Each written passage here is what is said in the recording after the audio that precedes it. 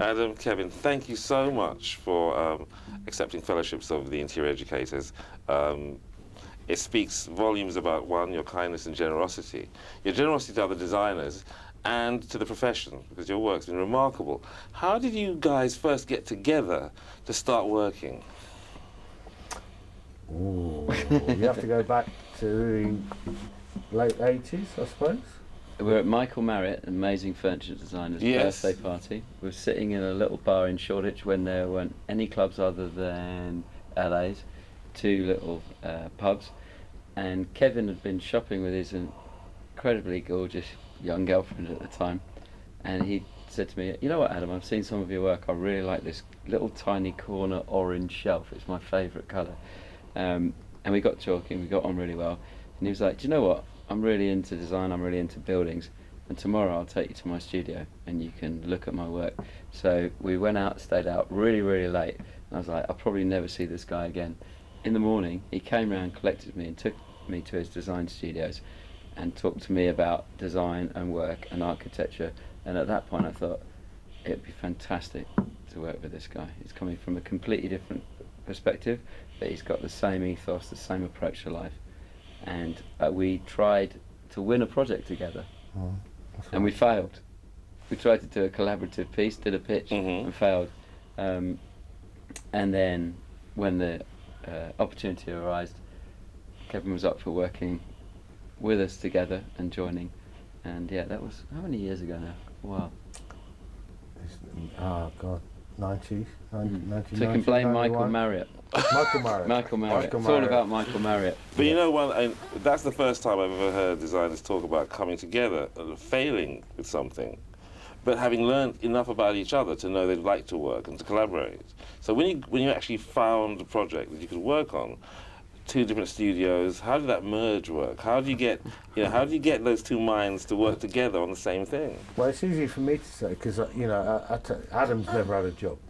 No one would employ him. He's tried it. And I'll never no one have ever one. touched him. Well, I went through the whole thing of being, design school, architecture school, apprenticeships with Ben Kelly, Steve Donald, whoever. And actually, at that moment, I sort of came out of that and found a sort of an attitude in that district of East London, which is about our time. It wasn't about Ben's time or Steve Donald's time or Fred's time or anyone's time. It's about our time. And I think it's just the spirit of the moment that drove. That actually, there's loads of great things going on at the time. Adam was doing his stuff, Michael Marriott was doing his stuff, the Stafford. But also, you got to remember that at the same time, there's the YBA phenomenon. Yeah. And it all got concentrated around an area, and it was actually about, it's our time now. It wasn't Ben's time. It wasn't, it's our time, and I think it grew from there. And there's a synergy that existed from just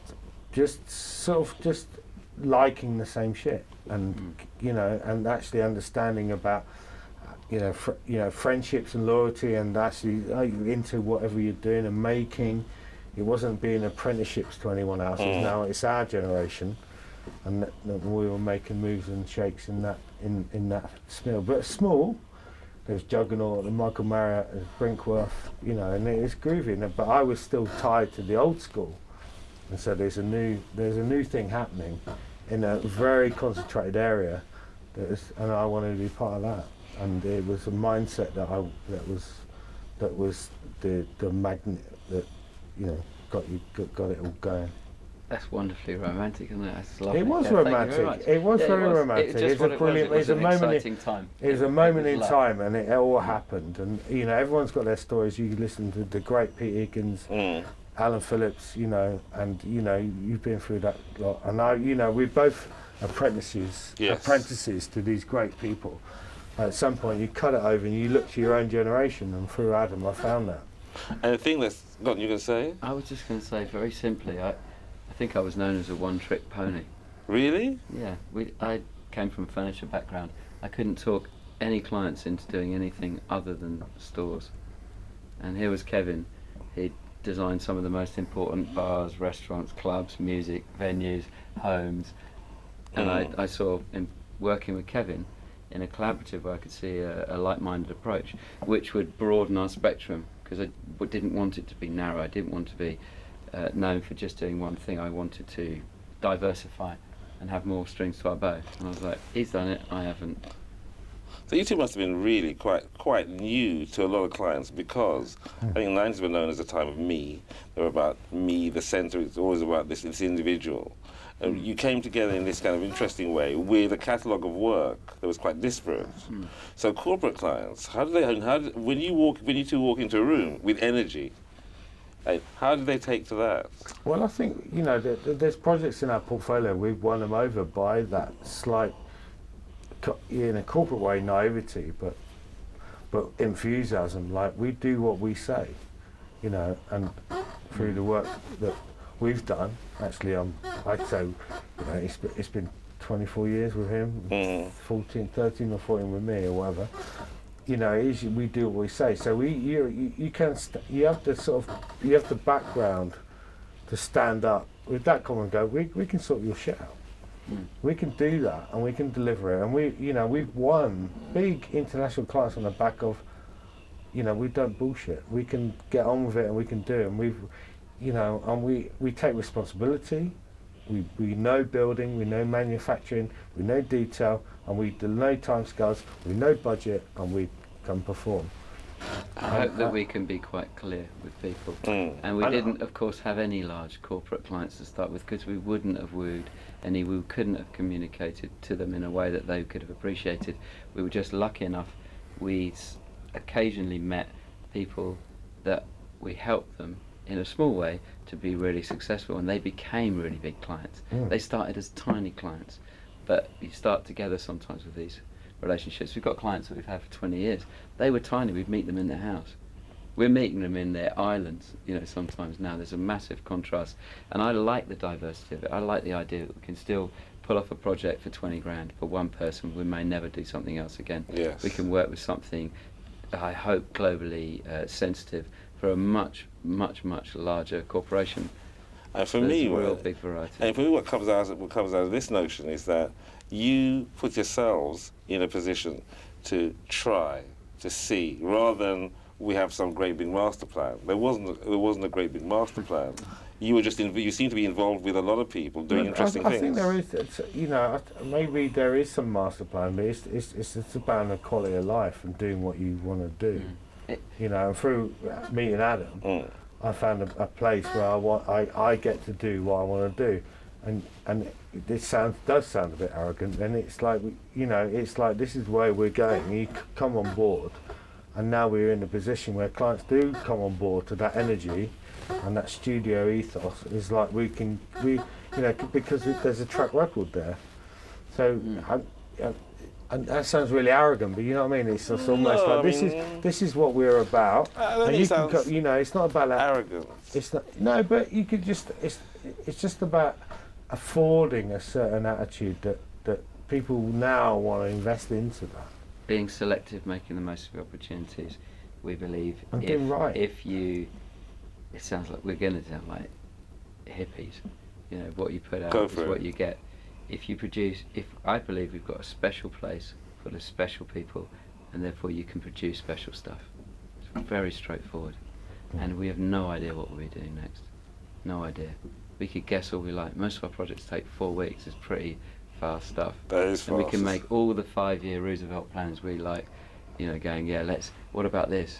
That lovely, the movie we enjoyed showing you today. Yes. It's got nothing directly related to what we do. And thinking, that was actually a really fun thing to do, and it's a great way of showing your work. Maybe there's an opportunity there, or we might see something someone else has done and think, that's really interesting. It might be a different discipline. But the beautiful thing about throwing in the Christmas video, which you throw in, it's unexpected. It's like, this is our Christmas video, and this is what it's about: production, art, direction, getting an artist we celebrate in, and it is going. There you go. It's May, and we're showing Christmas films.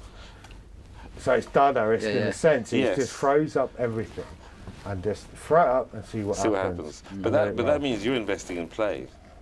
Of course. And most of the people that sort of undergraduates at Ravensbourne see, invest in, as you said, this corporate plan.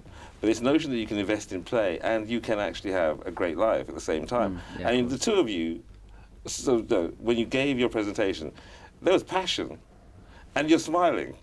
I mean, most designers you see, if you see, no, I better not quote anybody in particular, they're very serious. They're not seeming to enjoy something. You seem to really. Well, you got to remember, we come from that era, which is, you know, sort of that 80s, late 80s thing, you know, and it kicked off and it spawned a generation of, you know, YBAs, Britpop, you know, all that stuff, and punk, you know, post-punk. It was just a fantastic time. So I think we'd be silly to take ourselves too seriously. You know, yeah, we had an 18th birthday party, I don't know how long ago, 8, 9, 10 years ago, and we had this production company working with us, and I think, if I could try and sort of make that point, there's only one sign in our office. Well, actually outside the doors still have Marriott Brinkworth, because he used to work in the same space, and we'd never paint over a mate's name, so we just paint round. But at the back of the studio, at the back of and that's the start of the little movie, at the back of the studio we had an 18th birthday party. All Saints were doing loads and loads of white bulbs. We were just about sick to our teeth of doing the same type of bulbs that move. So we're like, we'll find an opportunity to do some colour ones. And we had a party in the tram shed when it first opened, and the motto was, so far so good. And that was our sign. And now recently we're trying to think, well, we're a bit older now, maybe it should be so good so far, you know, maybe a bit more positive. And then we've got Dinos, a mate of ours, Dinos Chapman, came around the other day, he went, so far so. But it's always turning it, it's always redoing it, you know, just looking again. And I hope it doesn't come across as it's all lovely and fun. Some of it is actually really rigorous and wonderfully boring, you know, and hard work, of course. And I think it's interesting because you have cycled through lots of Ravensbourne graduates have worked for you, and they've gone through and they found other jobs, and they still talk about the time they were in that place. It was the best time of their lives. I think I think, no, seriously, it's not a bad place to be. You know, it is like they you talk come about to work, community. They all talk about community and collaboration. And it is like we're bringing in someone to collaborate with a Wilson or, you know, these whoever it is coming in, and we're generous. We're generous with the spirit of it. We're not arrogant about if someone knows better than us. We bring them in and they're going to contribute to it. You know, we look to our manufacturers to tell us how to do what we think we know better at. You know, so it's always about collaboration. So it's a studio, it's a healthy environment. So any student passing through that environment, you know, I can't imagine a better place to be, really. I really don't. I have to say, from the reports I've had, that's absolutely the case. I mean, it is like that. It is like that, and I'm very proud of that. And that's the environment we've created. And people move on because different reasons. They want loads of money and they got big, you know, whatever. But it's still, you know, there's no hierarchy. You know, Adam, he's the biggest clown in the office. He's still like, oh, but come on, because I've seen this film, I've seen this sort of video. My mate's done this. It's that energy all the time. You know. But because you're really busy these days, how do you find time still to get involved in education? That's the mystery. Because it's important. It's just how you feed the studio. How do you feed the studio? That couldn't have been a better answer. That was a really good answer. That couldn't have been a better answer. That was a really good answer. How do you feed? You know, we got to look after. You know, it's really important. It's really passionate. You know, I've been teaching. When I graduated, I started teaching. I was taught at art school. I was taught at King's. I was taught everywhere. And you got to look after those coming through, and sometimes the budgets are not there for you guys. Mm-hmm. There's no. When I had the luxury, and you did, we talked together. Yes, we did. We had a lovely time. We did. And it was like, what are you doing Monday and Tuesday? I was saying, and it's like nowadays there's no money there, and it's not the money, but it's just that experience, and it's just really getting involved. And we can moan about the quality of people coming through, coming into us or wanting to be in our studio. Okay, you're rubbish, but then we got a responsibility to do something about that by getting in to the frontline bit early on and telling professors like yourself, go, oh, you got to sort it out because that's not delivering what we want. You suddenly made me feel rather old. But yeah, we're on the same path. We are. But it's important. It's important to me, and I know it's important to Ali. He's an external examiner. He teaches extensively, lectures extensively. Me too, you know. And it's important to us that we want talent, and I was very we've flattered. got to nurture it early. I was very flattered to be asked to be the external assessor for Kingston, because this is where Kev came from. It's where Richard came from. The brightest people we've often had in our design history have come from Kingston. And that's because they had a great... They all had denim jackets on, but they all had their own, apart from their dress sense. We had different labels. Individual style. And it was, I know that Kev, unlike me, Kev, you know, as he said, I just never had a job and no one was offering me a job when I left college. But when Kev left college, he had all those people that he looked up wanting to employ him. And it was actually really nice to be in a situation last year. I was like, you know what, I'm going to keep an eye on these students. We plucked this girl, Ashley. She was the best student. And I got in early, right? Because we could say, do you fancy a job? That's true. Before she... So it's an investment. So you see it as an investment in the future. Absolutely. I do. I do. I don't. Yeah, I do as well. I don't. We haven't spoken about it, but I do. I think Education getting never in stops, early. right? It never stops. It goes all the way through. And if you can, you know, my whole talk earlier on, sorry Kev, if I talked over you, my whole talk about was meeting Bill. Yes. And he was my tutor, and he inspired me when I was young. He inspired me this morning. He was my tutor, and it was the things I learned that were pivotal.